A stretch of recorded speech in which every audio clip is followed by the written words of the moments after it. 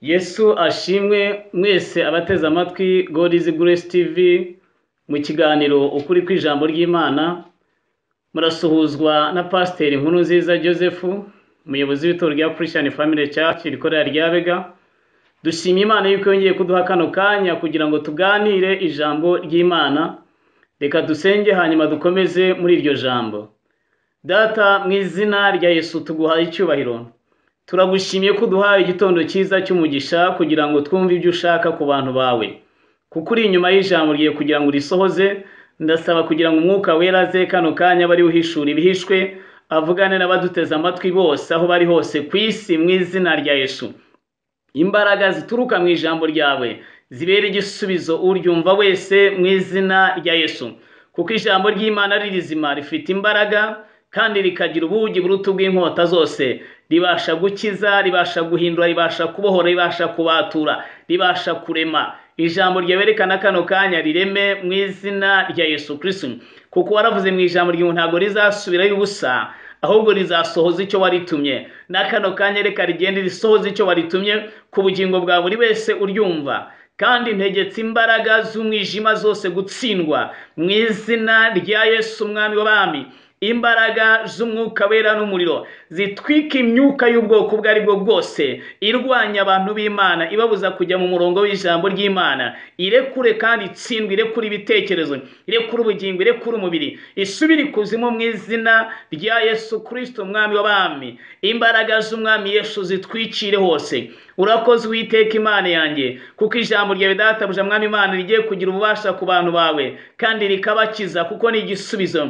Muri ryo harimo ubuzima bwa none n'ubw'ejo hazaza. Ndagushimiye ko ubikoze kandi ndabyizeye mu izina rya Yesu Kristo, amen. Yesu ashimwe cyane mwese aho muri hose. Tubahaye ikaze muri iri jambo ry'Imana rifite ubuzima. Imana yacu yaradukunze itanga Yesu, muri we niho byose byahishwe. Iyo tuvuga ijambo ry'Imana tuba dufitemo ubutunzi bwose. Bibiliya iravuga ngo kwitoza k'umubiri kugira umumaro kuri bike, ngo ariko kwitoza k'ubugingo kugira umumaro kuri byose, iby'ubugingo bwa none n'iby'ejo hazaza. Rero tugiye kuganira ku ijambo ry'Imana rivuga ngo dore icyo ushobora gutuma ubohoka.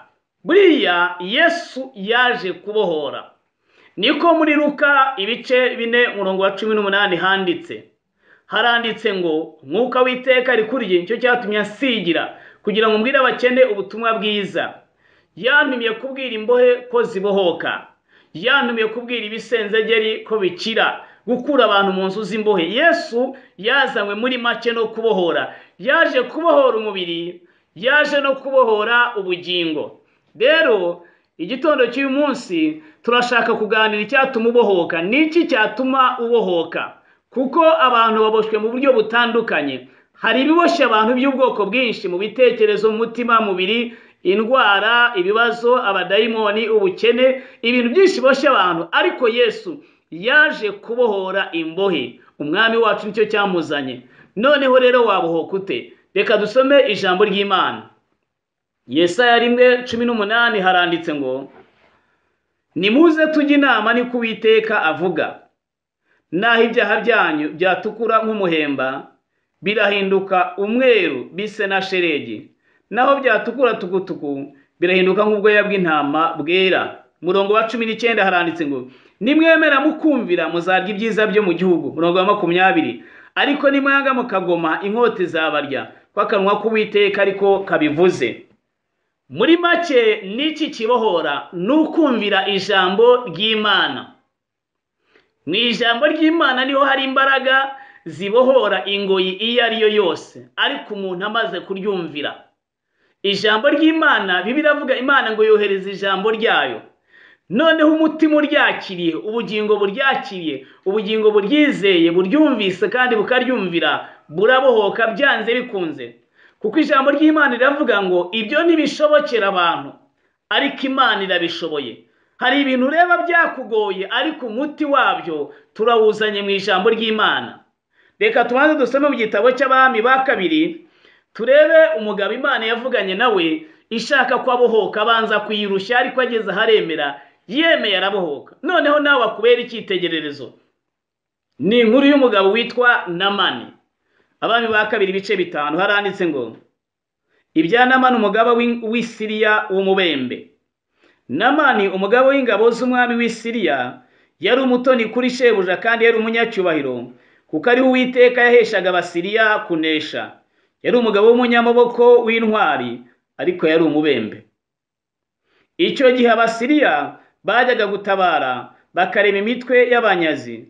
Bukeye bajya mu gihugu cya Isirayeli, manyaga y'umukobwa muto abo muja wa Mukanamani. Bukeye uwo muja abwira nyirabuja ati, icyama databuja agasanga umuhanuzi w'i Samariya yamukiza ibibembe.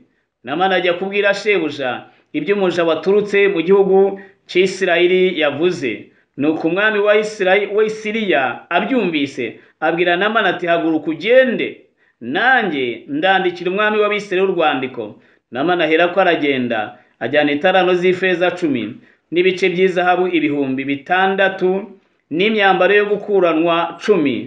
Nuko ashyira umwami wa Isirayeli urwo rwandiko rwari rwanditsemo ngo, nuko rero urwo rwandiko nirukugeraho nkohereje umugaragu wanjye Namani ngo umukize ibibembe. Umwami w'Abisirayeli amaze gusoma urwo rwandiko ashishimura imyenda ye aravuga ati, ariko uwo mugabo kunyohereza umuntu ngo muvure ibibembe, ni jye Mana yica kandi ikabeshaho?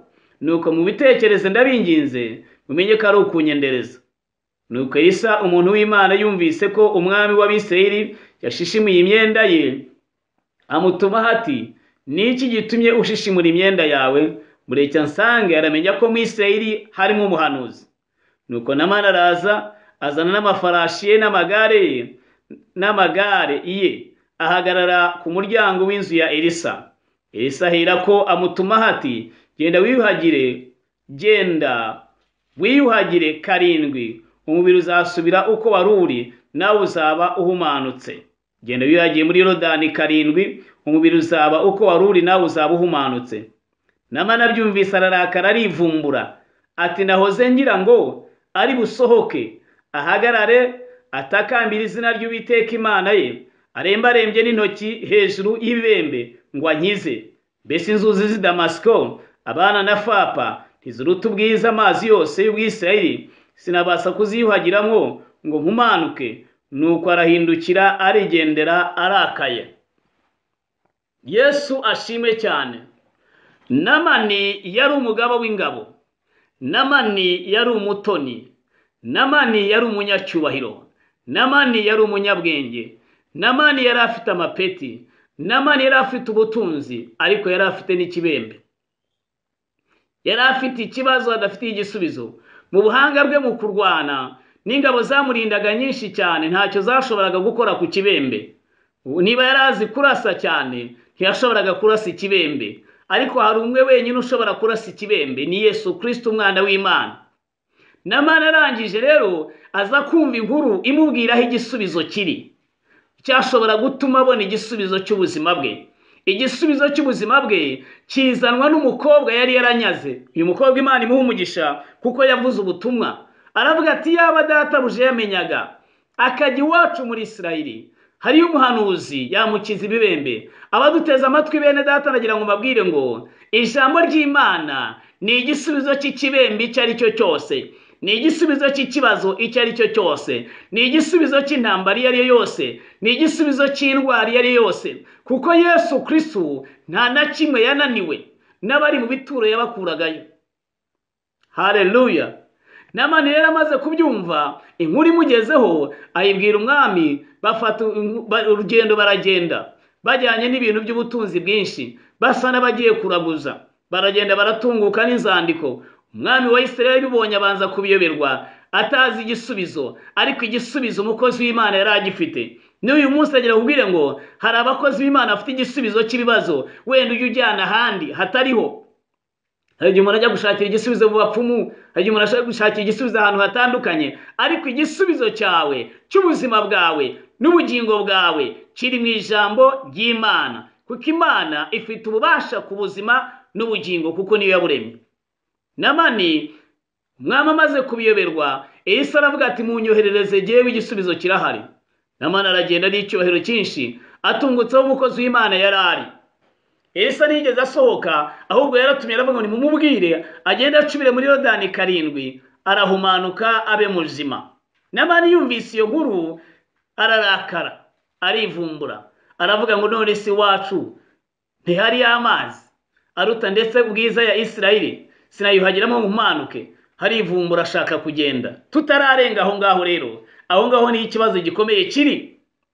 Abantu benshi barwaye ibibembe bitandukanye. Ingeso mbi ni ikibembe, ariko n'indwara ni ikibembe, na dayimoni ni ikibembe. Kamere umuntu afite irimo ishaka kumusenyera urugo ni ikibembe. Kamere umuntu afite ishaka kuzamutura mu buraya ni ikibembe. Kamere ishaka kuzakwicira mu kabari ni ikibembe. Kamere ishaka gutuma uzazira fraud ubundi wenda bakanakurasa ni ikibembe. Kamere ufite ni ikibembe. Kamere igutwaza igitugu ni ikibembe. Cyangwa ikirwara cya kintu ureba isi dafite igisubizo ni ikibembe. Hari ikintu wagiranye n'ikibembe, icyo ngicyo ureba udafite igisubizo bari cyo ushyira mu mwanya w'ikibembe. Namani yararwaye.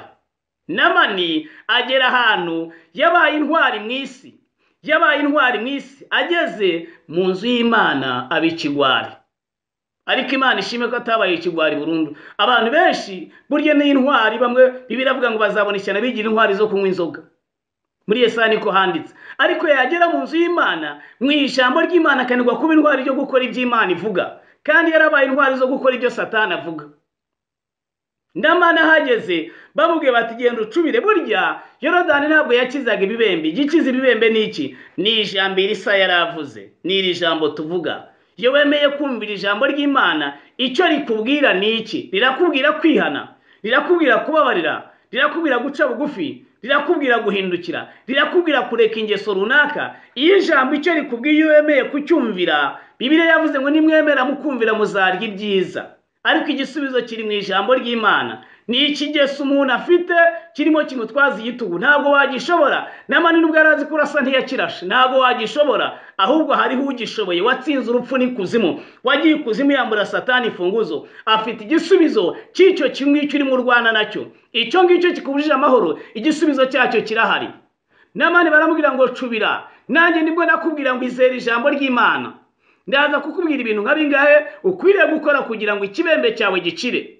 Namani arabanza ararakara yivumbura avuga ngo amazi y'iwacu. Mwene data neza amatwi, amazi y'iwanyu ntago yagukiza. Amazi y'iwanyu agereranywa n'iki? N'ingeso z'iwanyu, n'ubwibone bw'iwanyu, n'ubushongore bw'iwanyu, n'ubukaka bw'iwanyu, n'ubugare bw'iwanyu, n'icyubahiro cy'iwanyu, no gukomera kw'iwanyu, n'ubutunzi bw'iwanyu. Amazi y'iwanyu. None se niba amazi ya Siriya yarakizaga ibibembe, Namani yajyaga he? Kwagiye kuvuga ngo amazi y'iwacu bwo yari yaje ajyahe? Amazi y'iwacu ntiyadukijije ibibembe. Byari bitubujije amahoro, byaturaje mu tubari, byatuvanye mu mashuri, byaratugoye. Ariko tumaze kwakira umwami Yesu, ikibembe cyayabangiye ingata. Haleluya! Nawe ndakubwira ngo ikibembe kirayabangira ingata mu izina rya Yesu, kirahunga. Namani barambwira ngo cubira, aravuga ngo amazi y'iwacu. Ese ni iki gituma utarimo gukira ikibembe? Nta hantu wanze gucubira.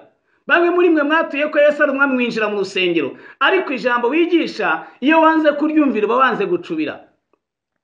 Iyo birirwa bahugura umuntu bakirirwa bamurinze nk'abarinze inyamaswa ngo zitona, nuko hari ahantu yanze gucubira. Ubundi iyo wemereye ijambo ry'Imana, Bibiliya avuga ngo ijambo ry'Imana ni rizima. Mu Baheburayo 4:12 ngo rifite imbaraga. Ijambo ry'Imana ni rizima, rifite imbaraga. Rifite imbaraga zihindura umuntu zikamukura mu bwibone. Rifite imbaraga zikuramo umuntu wehesi. Rifite imbaraga zikuramo umuntu busambanye. Rifite imbaraga zikuramo umuntu ishyari. Rifite imbaraga zikuramo umuntu icyuka cyamubase. Rifite imbaraga zihindura imitekerereze, umuntu agatangira gutekereza neza. Wisenyeraga urugo akongera akarwubaka. Kuko mu Kinyarwanda baravuga ngo iyo umuntu asenye urwo bamutiza umuhoro. Iyo ni imigani ya gipagani. Ariko twebwe mu gakiza ntabwo tugutiza umuhoro, tugutiza ijambo ngo rikubakire. Haleluya! Namani baramubwira ngo cubira, ngo ararakara arivumbura. Abagaragu baramwegera ngo atari ko se ye bakubwira ibiruhije ni wari kubikora. Reka mbabwire ukuntu abantu bashobora gukora ibiruhije ariko ijambo ry'Imana ntibaryumvire. Umukozi w'Imana umwe kera atarakizwa yampaye ubuhamya, arambwira ngo ari muri Tanzania yagiye kuraguza ku mupfumu ngo ashaka hari ibyo yashakaga. Umupfumu amujyana mu mayira abiri, waramushanda guhereye mu bitugu nko kwijose kumanuka kugera ku birenge, imyenda yayikuyemo yose.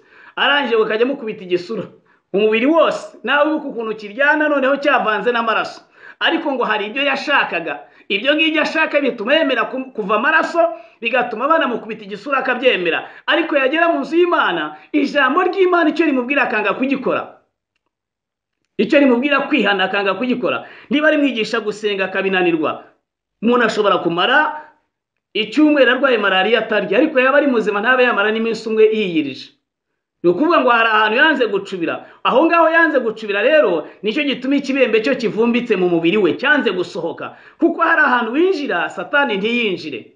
Niba warigeze kugendana n'umuntu, hari igihe nigeze kugendana n'umuntu muri Kigali ariko ataha ahantu hakomeye ko ntari gupfa kugera, ariko tuziranye turaganira, yamaze kwegera aho yatahaga nanjye mfata inzira yanjye. Yesu ashimwe cyane. Rero ikibembe hari ahantu winjira ntikigeyo. Aho niho turimo tukubwira mu mbaraga ziri mu ijambo ry'Imana. Hariho mwene data nasanze Uganda, nagiye mu giterane, ni umuntu tuziranye uvuka mu muryango wacu, ariko kera bari muri Tanzania bavuga ati barandoze bamaze kundoga. Arambwira ngo bagiye mu bapfumu nka 5 muri Tanzania, bavayo baza mu Rwanda kandi ariko batanga ibintu, bavayo bajya mu Uganda. Arambwira ati musaza wanjye umupfumu yamusabye inkenye arazishorera azimushyira, atariko sinakira. Namane baravuga ngo se iya gusaba ikiruhije ntiwari kugikora? Umva nawe ukuntu bamusaba ibyo bintu akemera akabikora, ariko yagera mu nzu y'Imana bikamunanira. Arangije arambwira ati ariko nageze mu rusengero niho nakiriye, nta n'ibintu bikomeye byinshi bamusabye, gusa yagiye mu masengesho baramusengera abahoka abamudayimoni bamuvamwo, ariko baratanze ubutunzi bwinshi kwa satani. Iyo bagusabye ikiruhije kugikora, kujya mu bacwezi ugatanga n'ibintu bitandukanye, ese ku muntu ajya mu busambanyi, ese ku muntu akorera amafaranga akayakorera ukwezi akayanywera ijoro rimwe, ibyo ngibyo akemera akabishobora. Ariko ijambo ry'Imana rirasaba igikomeye kikamugora. Namani barambwira ngo cubira, arabanza aranga, ariko bwe yanga, ikibazo kimubereye ikibazo. Dayimoni iramuhangayikishije, imbaraga z'umwijima ziramutwaza igitugu. Ikibembe kiri muri ikibembe n'indwara ibiri mu mubiri, inyuma hakajya hatunguka amashyira, n'indwara mbi cyane. Ariko bwe n'ikigeso nacyo ni ikibembe, kuko uzumva bakubwira ngo umwana wa runaka yapfuye ahagaze, uriya we yapfuye ahagaze. Urumva hari ikibembe kirenze icyo?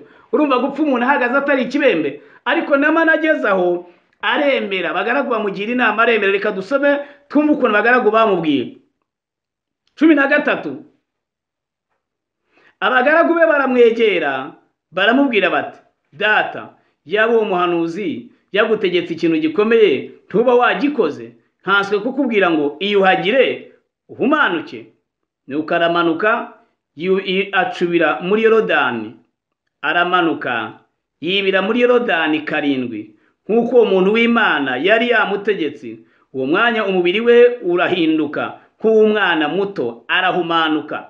Hanyuma agarukana n'abantu be bose kuri uwo muntu w'Imana, araza muhagarara imbere aramubwira ati, noneho menye ko nta yindi Mana iriho mu isi yose keretse muri Isirayeli, none ndakwinginze indi ngororano y'umugaragu wawe. Elisa aramusubiza ati, nkurahiye Uwiteka uhoraho nkorera, nta kintu cyose ndi bwakire. Aramugomera ngo abyende, ariko undi aranga. Namana ati, ubwo utabyemeye ndakwinginze uhe umugaragu wawe imitwaro y'ibitaka ihetswe n'inyumbu 2, kuko uhereye none nta zindi Mana umugaragu wawe nzatambira igitambo cyoswa cyangwa ikindi gitambo cyose keretse Uwiteka wenyine. Haleluya, haleluya. Namani ageze aho bamugira inama aremera. Turimo turakugira inama ngo wagerageje ahandi hose kandi hanakugoye, none hemera guhindukirira ijambo ry'Imana. Emera kwizera umwami Yesu, emera kwemera kwinjira mu mbaraga z'ijambo ry'Imana, emera gucubira mu ijambo ry'Imana. Wakire Yesu umwami n'umukiza w'ubugingo bwawe, wigishwe gusenga aho abadayimoni batazaguhagarara imbere. Namana ageze aho aremera, aracubira, aracuburuka, aracubira inshuro 7. Ku nshuro ya 7 acuburutse agiye kubonabona ameze nk'umwana muto inyuma n'imbere. Nararenga aho ngaho yaremeye aracubira. Ese nawe wakwemera kwizera ijambo ry'Imana? Abakozi b'Imana bakagusengera, bakakwigisha icyo ukwiye gukora kugira ngo uneshe ikibembe cyari cyarakubase. erega Bibiliya avuga ngo nta mahoro y'umunyabyaha, ariko nanone Bibiliya avuga ngo umukiranutsi ashirika ubwoba nk'intare. Umukiranutsi ni wamaze kwizerera ijambo. Haleluya. N'amana aremera aracubira. Iyo wemeye gucubira muri Yesu, abazimu ntibacubira muri Yesu. Iyo wemeye gucubira muri Yesu, abacwezi ntibinjira muri Yesu. Iyo wemeye kwinjira muri Yesu, amagini ntiyinjiramwe. Irimo winjira muri Yesu, dukoko dutera indwara turashira. Kuko mu Baheburayo 12:29 haranditse ngo Imana yacu ni umuriro. Rero iyo urimo winjira muri Yesu, uba urimo winjira mu muriro. Ahandi haranditse ngo Imana yacu, ijambo ryayo ni inyundo imenagura.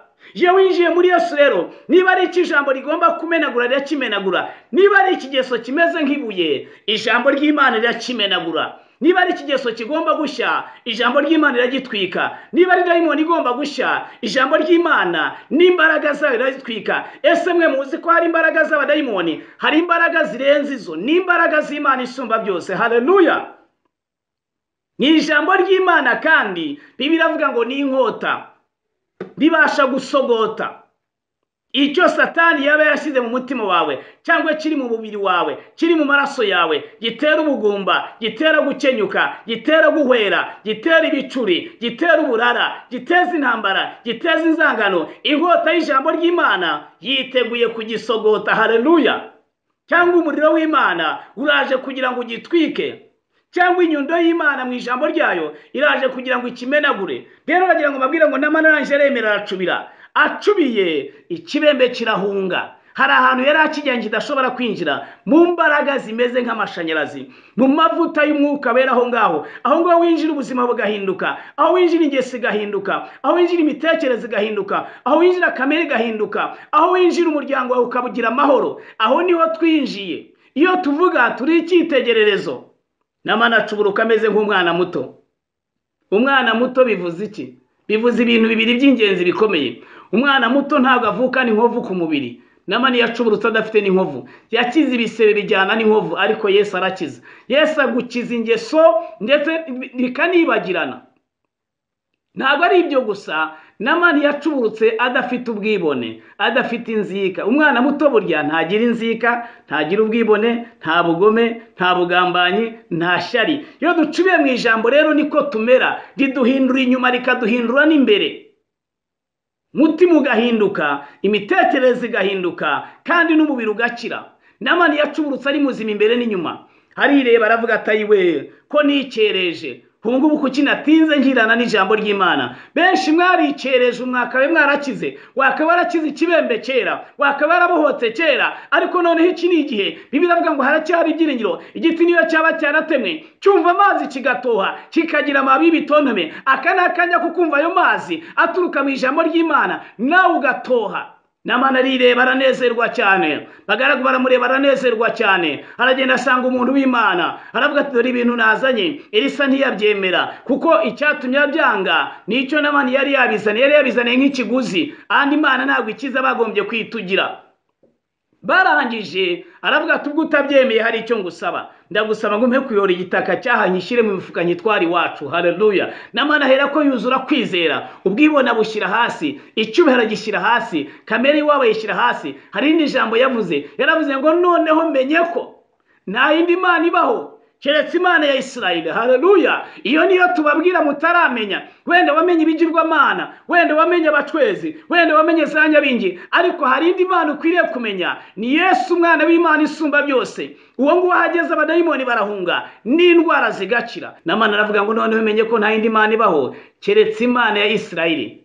Nta n'indi Mana nzatambira ibitambo. Reka njyane igitaka cyo muri Isirayeli, nge nyihagararaho ndi iwacu, mere nk'uri muri Isirayeli. Yuzura kwizera. Ndashaka kubabwira ngo nawe aho ngaho, aho n'amani yakiriye ikibembe, Yesu Kristo uko yari arejo, uyu munsi niko ari, niko azanahora iteka ryose. Araje kugira ngo agukize ikibembe icyo ari cyo cyose, ikigesi icyo ari cyo cyose, kamere iyo ari yose. Yesu arayishoboye. Yahinduye Petero wacaga amatwi, amuhindura ukora ibitangaza. Nta ngeso Yesu atahindura, nta dayimoni Yesu atirukana, nta ndwara Yesu adakiza, nta buzima Yesu adahindura. Kandi niwe rembo rijya kwa Data, niwe nzira y'ukuri n'ubugingo, niwe tangiriro n'iherezo, niwe gisubizo cy'ibibazo, niwe muti w'indwara zose. Ngiye gusenga, wowe uneze amatwi, icyo bari urwaye kigende, n'ikigeso kigende, kandi wizere umwami Yesu. Niki cyatuma ubohoka? Ni ukumvira ijambo ry'Imana. Imana iguha umugisha, reka dusenge. Data, mu izina rya Yesu Kristo nguhaye icyubahiro. Imana ifite imbaraga hejuru y'imbaraga zose. Wewe wakije namani ikibembe amaze gucubira muri Yorodani. Ndasengera umuntu wese uteze amatwi ngo acubire mu mbaraga z'ijambo ryawe.